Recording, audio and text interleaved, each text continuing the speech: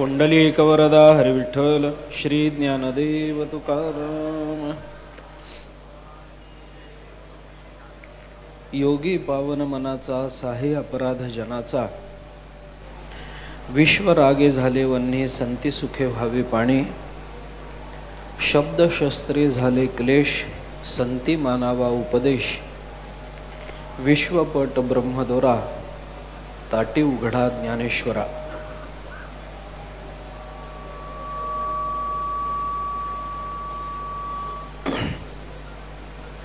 ज्ञानेश्वर महाराजांच्या जीवनचरित्रामधला एक अत्यंत महत्त्वपूर्ण असा प्रसंग,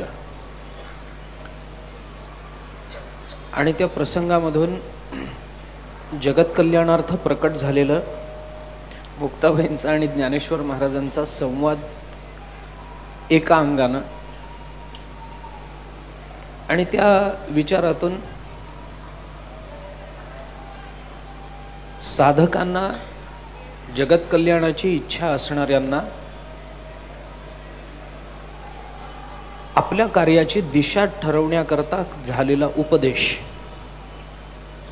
या सगळ्याचा विचार ताटीच्या अभंगातून आपल्याला करता येतो। ज्ञानोबारांच्या जीवनचरित्रामध्ये घडलेली ही एक अत्यंत सामान्य घटना आहे। याला सामान्य म्हणण्याचं कारण असं की त्या काळामध्ये ज्ञानेश्वर महाराजांच्या जीवनचरित्रामध्ये याच्यापेक्षाही क्लेशकारक अशा अधिक घटना घडलेल्या होत्या। पण कोणत्या घटनेतून काय अभिव्यक्त करायचं आणि कोणत्या घटना सोडून द्यायच्या हे त्याच्या तत्कालीन तीव्रतेवर आणि दूरगामी परिणामावर ठरत असतं। अनेक घटना खूप क्लेशकारक असतात, पण त्या क्षणी त्या सोडून द्याव्या लागतात, आणि काही घटना इतक्या क्लेशकारक नसतात, पण दूरदृष्टीनं त्याच्या दूरगामी परिणामांचा विचार करून त्याच्यातून काहीतरी महत्त्वपूर्ण जगताच्या समोर मांडता येऊ शकतं। घटना अधिक क्लेशकारक असली म्हणून तत्वज्ञान अधिक तीव्रतेनं बाहेर पडतं असं संतचरित्रात घडत नाही। घटना सामान्य असली तरी त्यांच्या मुखातून बाहेर पडणारं तत्वज्ञान, त्या तत्वज्ञानाच्या विचारामध्ये, त्याच्या मांडणीमध्ये कधी तरतम भाव नसतो। आपण कोणत्याही संतांचं चरित्र काढून पहा, त्या चरित्रामध्ये घडणाऱ्या घटना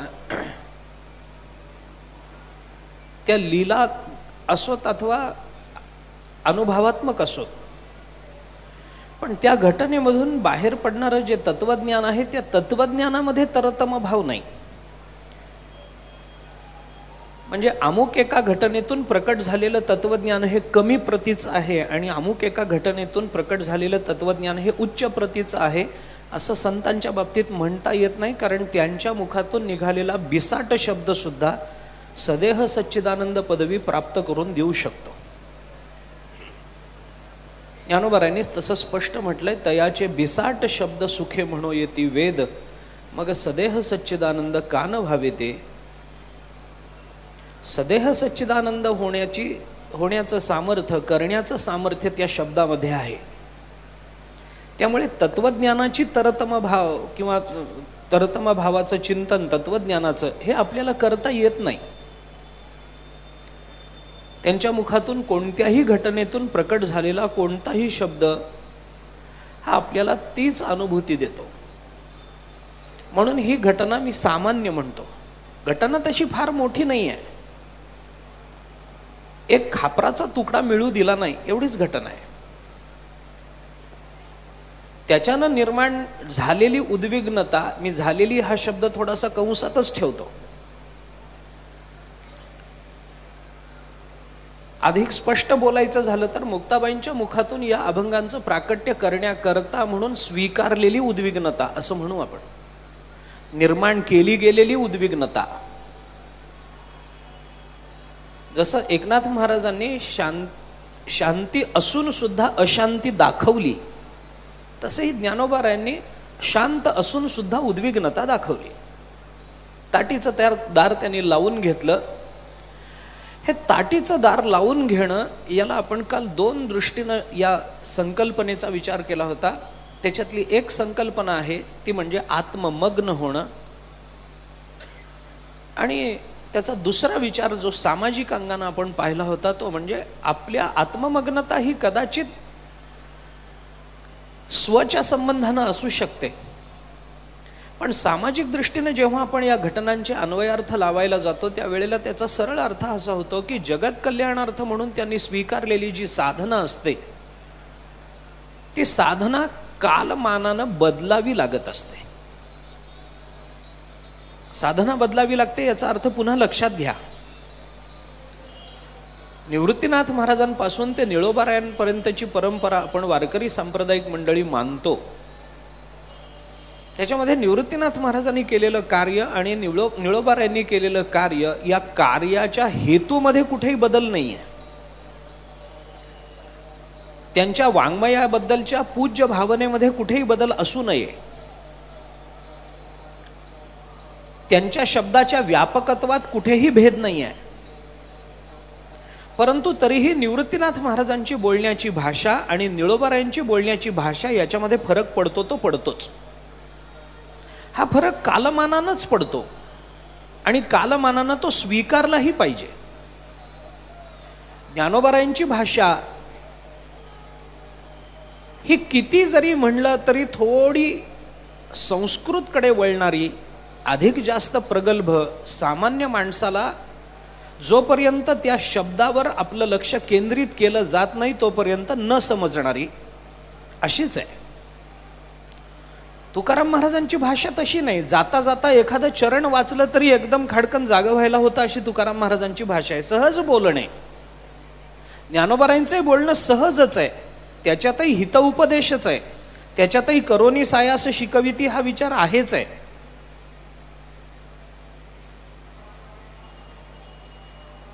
आपण स्वीकारतो ती साधना आणि त्या साधनेचं जगताकरता म्हणून मांडलेलं रूप, प्रारूप याच्यामध्ये बदल होत जातो. अंतस्थ हेतूमध्ये कधी बदल होत नसतो. त्यामुळे ज्ञानोबारायांनी ती ताटी लावून घेतली. ज्ञानोबाराय अंतर्मुख झाले आणि ज्ञानोबाराय हे चिंतन करतात की जगताला आपण ज्या पद्धतीनं सांगतो आहोत ती पद्धत कमी पडते का, त्यामध्ये काही बदल केले पाहिजेत का. कारण परिवर्तनशील असणं हा जगाचा नियम आहे ना. मग ते परिवर्तन हे प्रत्येक स्तरावर आहे. प्रत्येक स्तरावर आहे. वैचारिक परिवर्तन होतातच, शारीरिक परिवर्तन होतातच, राहणीमानातली परिवर्तन होतातच, जीवनशैलीतली परिवर्तन होतातच, जगाताकडे बघण्याच्या भावनेत परिवर्तन होतातच, स्वकडे बघण्याच्या भावनेत परिवर्तन होतातच. मी या शब्दाला दिला गेलेला संत वाङ्मयातला अर्थ आणि मी या शब्दाचा आपण व्यवहारात जो उपयोग करतो त्याचा अर्थ याच्यामध्ये जमीन आसमानाचं अंतर असणारच आहे. पूर्वीच्या काळामध्ये गल्लीत कुणाकडेही कार्य निघालं तरी ते आपलं असायचं, ही भूमिका होती. कारण आपल्या लोकांकडे किंवा परिचितांकडे बघण्याची ही भूमिका होती. आता त्याच्यामध्ये बदल किती झाला. सख्या भावाच्या मुलीचं लग्न असलं तरी आमच्या घरी लग्न आहे असं कोणी म्हणत नाही, भावाकडे लग्न आहे असं म्हणतात. म्हणजे ही परिवर्तन आपण स्वीकारलीत ना. मग प्रश्न असा निर्माण होतो की 700 वर्षापूर्वी सांगून ठेवलेलं आणि दरम्यानच्या 700 वर्षामध्ये एवढी जेवढी केवढी सामाजिक, भावनिक, आध्यात्मिक, स्वकडे बघण्याच्या दृष्टीत जी परिवर्तनं झाली त्या परिवर्तनाच्या काळामध्ये सुद्धा 700 वर्ष तेच शब्द टिकून राहतात. याच्यामध्ये काही बदल करावे वाटले का. मी थोडी त्याची भूमिका मांडताना असा विचार करतो की म्हणून या 700 वर्षांमध्ये झालेलं जे संत वाङ्मय आहे ती संत वाङ्मय म्हणजे सांगण्याच्या पद्धतीतली परिवर्तनच आहेत. सिद्धांतातली परिवर्तनं नाही आहेत, सांगण्याच्या पद्धतीतली परिवर्तन आहे. ज्ञानेश्वरी आम्हाला पटकन कळत नाही म्हणून सांगण्याची शैली बदलून नाथ भागवत प्रकट झालंय. नाथ भागवताचा विस्तार आम्हाला झेपत नाही म्हणून 4 चरणात आम्हाला तो भाव कळला पाहिजे म्हणून गाथा प्रकट झाला. हे संत वाङ्मयाचं प्राकट्य हे काही जरी ते सहज उत्स्फूर्त बोलणं असलं, घडलेल्या घटनांवरची ती उत्स्फूर्त प्रतिक्रिया असली, तरी सुद्धा परंपरेच्या दृष्टीनं या संत वाङ्मयाची म्हणून जी एक परंपरा आपण अबाधित ठेवलेली आहे आतापर्यंत, आणि पुढे ठेवू अशी अपेक्षा ठेवायला हरकत नाही, याच्यामध्ये जे सूत्र आपल्याला दिसतं ते सूत्र पहा. म्हणून जुने लोक म्हणजे वैकुंठवासी प्रातस्मरणीय मामांच्या काळात जर आपण गेलो तर त्या काळातले जे विचारवंत होते, त्या काळातले जे कीर्तनकार होते, त्यांचं हेच सांगणं होतं की तुम्हाला ज्ञानेश्वरी कळायची असेल तर आधी नाथ भागवत वाचा, आणि नाथ भागवत कळायचं असेल तर आधी तुकोबारायांचा गाथा वाचा, गाथा वाचा, भागवत वाचा, तर ज्ञानेश्वरी कळेल. म्हणजे हा अनुबंध त्यांनी जोडून ठेवलेला होता. म्हणजे बदलत्या समाजाच्या या मनोधारणेनुसार संत वाङ्मयामध्ये ज्या पद्धतीनं बदल केले गेले, संतांनी हेतुतः केले, ते आपल्याला कळावं याच दृष्टीनं केले. ज्ञानोबारायांनी ताटी लावून घेतली. ज्ञानोबाराय जे चिंतन करतात ते हेच आहे की कोणत्या पद्धतीनं समाजासमोर प्रकट झालं पाहिजे. अभ्यासोनी प्रकटावे हे तर आहेच आहे, पण अभ्यास हा तत्वाचाच असतो असं नाही. तत्व मांडणीचा सुद्धा एक स्वतंत्र अभ्यास असतो. आपल्याला ज्या विषयाचं प्रतिपादन करायचं आहे त्या विषयाच्या मांडणीचा सुद्धा अभ्यास लागतो. आता बघा, आपल्या कीर्तन आपण एक करतो तर त्या कीर्तनाची एक ठेवण आहे की नाही. निरूपणाचा अभंग घेतल्यानंतर जेव्हा निरूपणाला प्रारंभ होतो तेव्हा आपण पटकन जे आठवतं ते बोलतो असं नाही. त्याच्यामध्ये एक वैचारिक अशी भूमिका, एकसूत्रता असते. सुरुवातीला आपण अभंगाच्या दृष्टीने काही प्रस्तावना करतो, मग अभंगातल्या प्रतिपाद्य विषयाच्या संबंधानं काही बोलतो, मग त्या विषयाच्या संबंधानं काही अभंगातल्या एका शब्दाच्या संबंधानं संबंध अभंगाचा अन्वय लावून देतो. क्वचित प्रसंगी आपण चरणाच्या चिंतनानं पुढं जात राहतो, काही का असे ना. नंतर मग मांडलेल्या विचारावर काही आक्षेप प्रकट करतो, आणि नंतर मग त्या आक्षेपाचं खंडन करून किंवा त्या आक्षेपाचं निराकरण करून संतांना साधारणतः या अभंगातून काय मांडायचं आहे याचा गोषवारा आपण अभंगाच्या शेवटी मांडतो. अशी कीर्तनाची ठेवण आहे. आता या ठेवणीने कितपत लोक जातात मला माहिती नाही, कारण दुर्दैव हे आहे की ऐकायला मिळत नाही हो. त्यामुळं हे मापदंड कसे लावावेत हे सुद्धा बऱ्याच वेळेला कळत नाही. एक ठेवण आहे, प्रवचनाची एक ठेवण आहे. आपण श्लोक प्रवचनाला घेतला, तो श्लोक काय आहे, त्या श्लोकातला मुख्य प्रतिपाद्य विषय काय आहे, त्या श्लोकाची थोडीशी पार्श्वभूमी काय आहे. गीतेतला श्लोक असेल तर ह्या श्लोक उच्चारण्याची भगवंताला काय गरज पडली, अर्जुनाच्या कोणत्या शंकेवरचं हे उत्तर आहे, त्याची काहीतरी भूमिका असते विषयाची.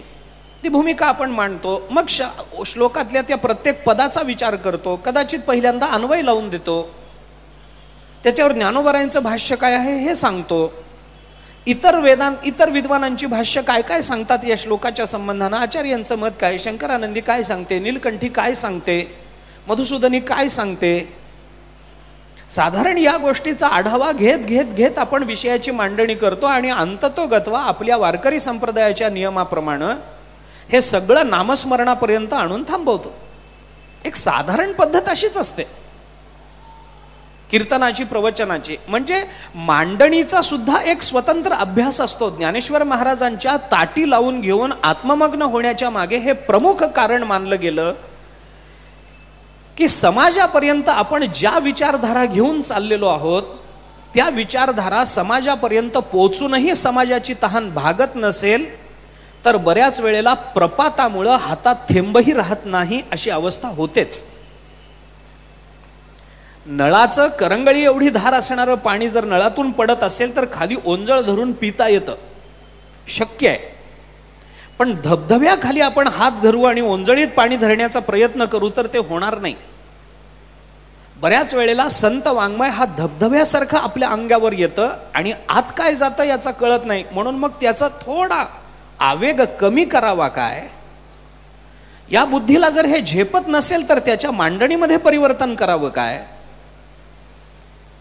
ही जबाबदारी ज्ञानेश्वर महाराज स्वतःहून स्वीकारतात. त्यांच्यावर लादलेली जबाबदारी नाही आहे. आम्हाला कळत नाही तुम्ही काय कीर्तनकार म्हणून घेता असं नाही आहे. ते ज्ञानेश्वर महाराज हा आढावा घेतायत. कीर्तन झाल्यानंतर कीर्तनाचा काय परिणाम झाला हे मागे वळून बघण्याचं एक धाडस लागतं.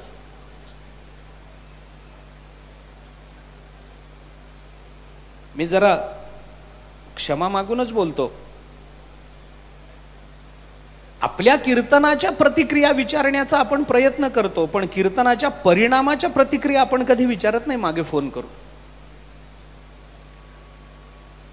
कसं झालं माझं कीर्तन हे आपण पुढच्या गावाला गेल्यावर मागे फोन करून विचारतो. मग तोही सांगतो, त्यालाही सवय झालेली असते, तोही सांगतो तुमच्यासारखं कुणाचं नाही हे तोही सांगतो. आणि हा प्रत्येक महाराजांना तेच सांगत असतो, तुमच्यासारखं कुणाचं नाही. आणि हे खरंच आहे, एकासारखं दुसऱ्याचं नसतंच.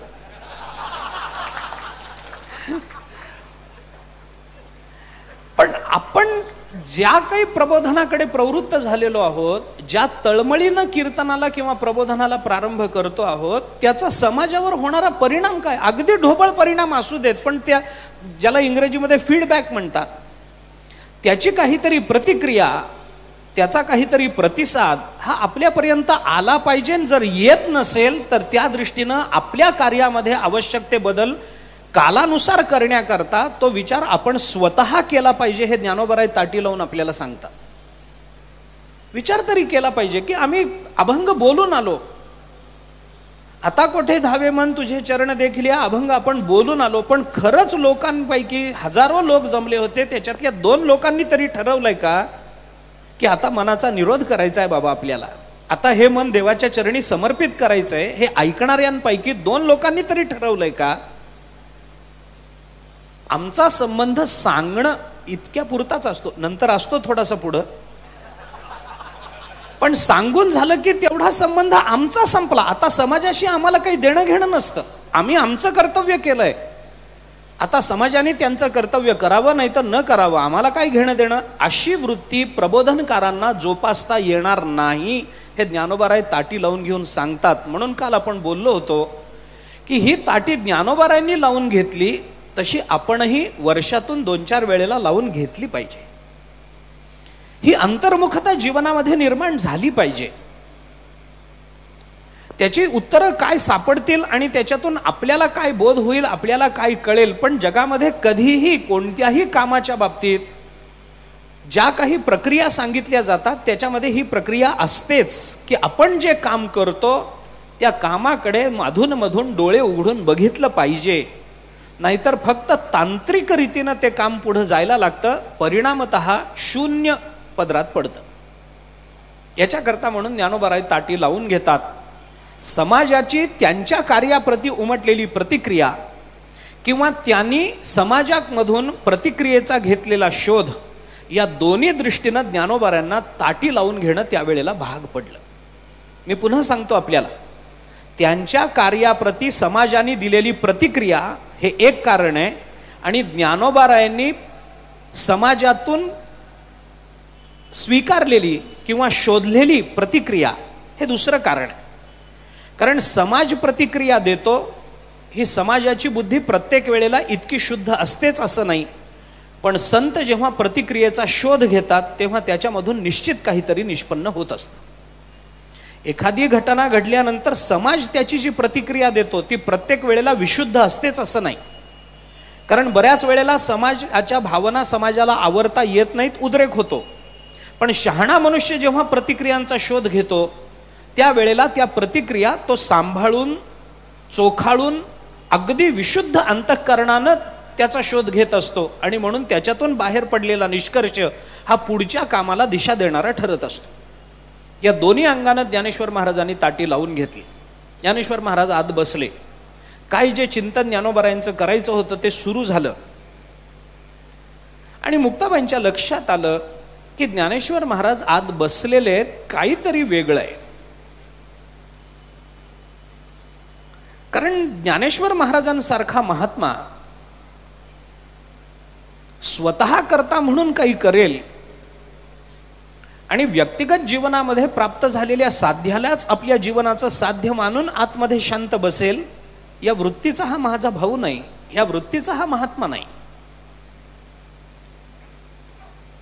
साधारणतः वेदांतातही किंवा अन्य ठिकाणी हा नियम वापरलाच जातो की साधकानं लोकाभिमुख असू नये, समाजाभिमुख असू नये आणि सिद्ध पुरुषांनी आत्मकेंद्री असू नये.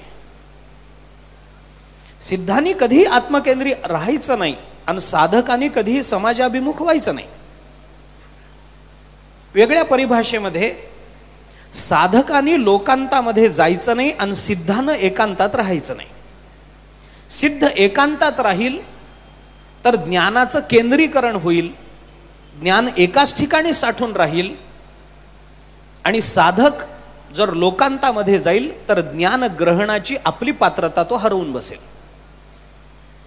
म्हणून सिद्ध महात्मा जो असतो तो एका जागी बसून काही करेल तर त्याला करू न देणं हे संतांचं काम असतं. म्हणून मुक्ताबाईच्या या सगळ्या विचाराचा प्रारंभ कुठून झालाय आपण बघा. कुठून बोलतात, मुक्ताबाईंनी वापरलेले पहिले शब्द काय आहेत याचं चिंतन करा ना आपण.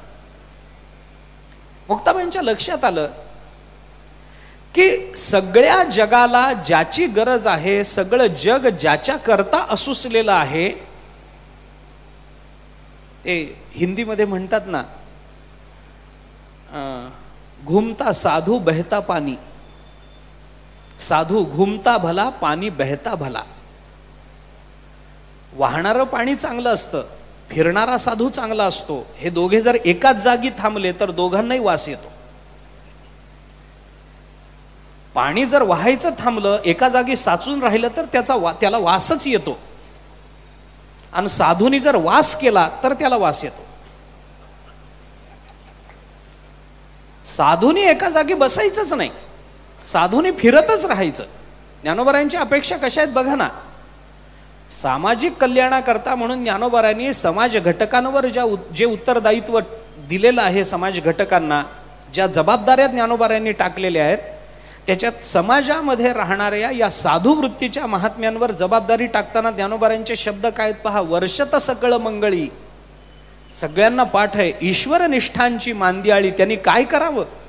अनवरत भूमंडळी भेटतू भूता, त्यांनी भूमंडळावर अनवरत भूतमात्रांना भेटत राहिलं पाहिजे. आणि त्यांनी भूमंडळावर भूतमात्रांना अनवरत भेटून त्यांच्यावर अनवरत आनंदाचा वर्षाव केला पाहिजे.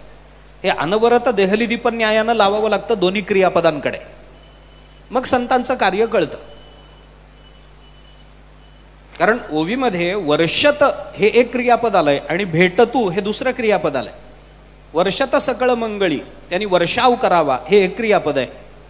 आणि अनवरत भूमंडळी भेटतू भूता, इथं भेटत राहायचं, हे दुसरं क्रियापद आलंय. या दोन्ही क्रियापदांचा विशेष आपल्याला कळावा याच्याकरता या दोन्ही क्रियापदांना आधी अनवरत पद जोडावं लागतं. त्यांनी अनवरत भेटत राहिलं पाहिजे आणि अनवरत वर्षाव करत राहिलं पाहिजे. कारण संतांकडून एकदा झालेला वर्षाव मानवी जीवनाचं कल्याण करत नाही. याचा त्यांच्या शब्दात सामर्थ्य नाही असं म्हणायचं नाही. त्यांनी शब्द ज्यांच्या करता वापरले त्यांना त्या शब्दाचं ग्रहण करण्याचं सामर्थ्य नाही, हे लक्षात घेतलं पाहिजे. याच्याकरता त्यांना पुन्हा पुन्हा सांगावं लागलं, जसं तत्वमसी महावाक्याचा 9 वेळेला उपदेश झाला वगैरे वगैरे. पुन्हा पुन्हा संत महात्मे येत राहतात, पुन्हा पुन्हा त्यांचं अवतरण या पृथ्वी तलावर होत असतं. एक ज्ञानेश्वर निवृत्तीनाथ महाराज झाल्यानंतर खरं तर कोणत्या संतांना येण्याचं कारणच राहू नये इतकं कार्य निवृत्तीनाथ महाराजांनी केलं. पण तरी पुन्हा नाथ महाराजांना यावंच लागलं, तरी पुन्हा तुकोबारांना यावंच लागलं, तरी पुन्हा निळोबारांना यावंच लागलं. हे अनवरत भेटतू याच्याकरताच आहे हे सगळं. अनवरत वर्षती याच्याकरताच आहे हे सगळं. म्हणजे या महात्म्यांवर हे उत्तरदायित्व ज्ञानोबारांनी दिलेलं आहे महात्म्यांना, की तुम्ही एका जागी बसू नका, साधू घुमता भला, फिरत राहा. आपल्या वाऱ्या काय सांगतात आपल्याला संतांच्या, फिरत राहा. आज आळंदी आहे, उद्या देहूला जाऊ, परत पैठणला जाऊ, पुन्हा तेरला जाऊच. आता किती जण येतात किती येत नाहीत हा प्रश्न गौण आहे. या संतांच्या सेवा जशा असतात तिथं त्या संत क्षेत्रामध्ये जमलेल्या समाजाच्या सुद्धा या सेवा असतात. आणि त्याच्याकरता म्हणून आपल्याला अंतर्मुख झालं पाहिजे. मुक्ताबाईने हे बघितलं की ज्ञानेश्वर महाराज अशी ताटी लावून बसले हे बरोबर नाही, यांनी बाहेर पडलं पाहिजे. ठीक आहे, एखाद दुसऱ्या प्रतिक्रिया अशा वाईट येतात, चांगलं काम करायला बाहेर पडलेल्या माणसाला प्रतिबंध येतातच. आणि स्वामी विवेकानंदांनी एके ठिकाणी असं म्हटलंय की आपल्या मार्गामध्ये जर प्रतिबंध येत असतील तर डोळे झाकून असं समजा की आपण चांगल्या मार्गावर आहोतच. कारण वाईट मार्गामध्ये प्रतिबंध येतच नसतात, ते सगळे चांगल्या मार्गातच येत असतात. परमार्थाला प्रारंभ झाल्यानंतरच देहभावाचा विचार सुरू होतो. ज्ञानोबा यांनी अहंकारम बलम दर्पम कामम क्रोधम परिग्रहम विमुच्य या पदाच्या आधीचं केलेलं सगळं व्याख्यान आपण पहा. तेथ आडवा वया आले दोषवैरी जे धोपटिले तया माझी पहिले देहाहंकार. ज्ञानोबा बोलतात हे आडवा वयाला येणारे हे सगळे त्याच मार्गावर आहेत. संसारात सहसा कोणी अडवत नाही, काही अडवायचं कारण नाही. एखादा मनुष्य संसारामध्ये रममाण झाला, लोक अडवत नाहीत त्याला. बरं बाबा चांगलं आहे, मुलाबाळात रमतो, चांगलं आहे. पण तोच जर आळंदीला निघाला, पंढरपूरला निघाला की मग गल्ली सगळी म्हणते बघा करून करून भागले. म्हणजे हा प्रतिबंध कुठे आला? चांगल्या कामात प्रतिबंध येतो. म्हणून जर प्रतिबंध खरंच जीवनामध्ये निर्माण होत असतील आपल्या मार्गामध्ये तर डोळे झाकून समजावा आपला मार्ग चांगला निवडला गेलाय. क्षुरस्य धारा निशिता दुरत्यय हे विनाकारण म्हणलेलं नाही आहे. ते कोण आहेत, कसे आहेत, विषयदरीचे वाघ कसे आडवे, ते वगैरे वगैरे वगैरे प्रतिबंधाचं चिंतन करणं हा माझा हेतू नाही. आता मुक्ताबाईंनी जेव्हा बघितलं की ज्ञानेश्वर महाराज असे ताटी लावून बसलेत तर हे बरोबर नाही, ज्ञानेश्वर महाराजांना बाहेर काढलं पाहिजे. समाजाच्या प्रतिक्रिया 4-2 विरुद्ध आल्या म्हणून लगेच हतबल होणं, गर्भगळीत होऊन जाणं हे उचित नाही. संबंध गीतेच्या मागची भूमिका, पार्श्वभूमी आपण पहा ना. प्रतिबंध फार छोटा आहे, पण छोट्या प्रतिबंधामुळे अर्जुन जो गर्भगळीत झालेला आहे त्याला पुन्हा एकदा मानसिक स्तरावर उभं करणं, त्याला बौद्धिक स्तरावरती उभं करणं, त्याला आध्यात्मिक विचाराच्या अधिष्ठानावरती उभं करणं आणि त्याला युद्ध प्रवृत्त करणं हे शेवटी आहे. युद्ध प्रवृत्ती हा गीतेचा हेतूच नाही आहे. युद्ध प्रवृत्ती करता आवश्यक असणारी मनाची प्रबलता निर्माण करणं हा गीतेचा हेतू आहे. युद्ध प्रवृत्ती करता आवश्यक असणारी तत्वज्ञानाची पार्श्वभूमी निर्माण करणं हा गीतेचा हेतू आहे. त्या हेतूवर घडणारी क्रिया हे गौण आहे. म्हणून अर्जुन असं म्हणत नाहीये की आता मी युद्ध करायला तयार आहे. अर्जुन असं म्हणतो आहे की आता तुम्ही म्हणाल ते करायला मी तयार आहे. विषय युद्धाचा आहे. पण अर्जुनाची भूमिका बघा काय. अर्जुन म्हणतो नाही नाही, मला युद्ध करायचंय असं मी म्हणत नाही. माझा मोह गेला, नष्टो मोहा, माझं झालंय सगळं. त्वत्प्रसादात पराम शांतीम. अर्जुन बोलतोय तुझ्या प्रसादानं मला शांती प्राप्त झालेली आहे, तोही विषय नाही आहे. मग आता करायचंय काय? करिष्ये वचनम तव. तुम्ही म्हणाल ते करायला मी तयार आहे, मी युद्ध करायला तयार आहे अशी अर्जुनाची भाषा नाही. कारण युद्धासारखं कर्म हे गौणार्थानं आहे. कर्म करण्याकरता, ज्ञानानंतरही कर्म होण्याकरता, ते लोकसंग्रह करता असेल, ते आपण हातात घेतलेलं काम पूर्णतेला नाही या उद्दिष्टानं असेल, कोणत्याही कर्म संबंधानं असेल, मला त्याचाही विचार आता करायचा नाही. परंतु ते कर्म करण्याकरता आवश्यक असणाऱ्या ज्या मनोभूमिका असतात त्या स्वच्छ होणं, त्या मनोभूमिकेवर आपल्याला उभा राहता येणं आणि तिथे उभं राहिल्यानंतर समोर येणाऱ्या प्रतिबंधाकडे आपल्याला डोळे उघडून बघता येणं, याच्याकरता म्हणून विचाराची परंपरा आपल्याला सांगितली गेली. याच्याकरता म्हणून या गोष्टी आहेत. गीतेचा पाठ केल्याने पुण्य किती लागतं हा उपासनेचा विषय झाला. पण डोळे उघडून गीता वाचायची असेल तर त्याचे हेतू लक्षात घेतले पाहिजेत. आणि रात्री दिवस आम्हा युद्धाचा प्रसंग, अंतर्बाह्य जग आणि मन या न्यायानं आपण सुद्धा आपल्या कर्माकडे पाहत असताना आपल्या वैचारिक भूमिका शुद्ध करून घेतल्या पाहिजेत. याच्याकरता ज्ञानेश्वरी, याच्याकरता गीता, याच्याकरता गाथा याचा विचार केला पाहिजे की नाही. हे उपासनेचे ग्रंथ आहेत, याच्याबद्दल दुमत नाहीच आहे. सकाळी उठल्यानंतर, आंघोळ केल्यानंतर देवाच्या गंध लावून देवाच्या समोर बसून काहीतरी ज्ञानेश्वरीच्या ओव्या, गाथ्यातले अभंग, गीतेचा अध्याय हे वाचलं पाहिजे. ही उपासना आहेच आहे, त्याच्याबद्दल दुमत नाही आहे. पण उपासनेच्या व्यतिरिक्त सुद्धा काही अभ्यास करणं ही आपली जबाबदारी आहे. आणि ती जबाबदारी आपल्याला कोणी सांगत नाही, ती स्वतःहून स्वीकारली पाहिजे.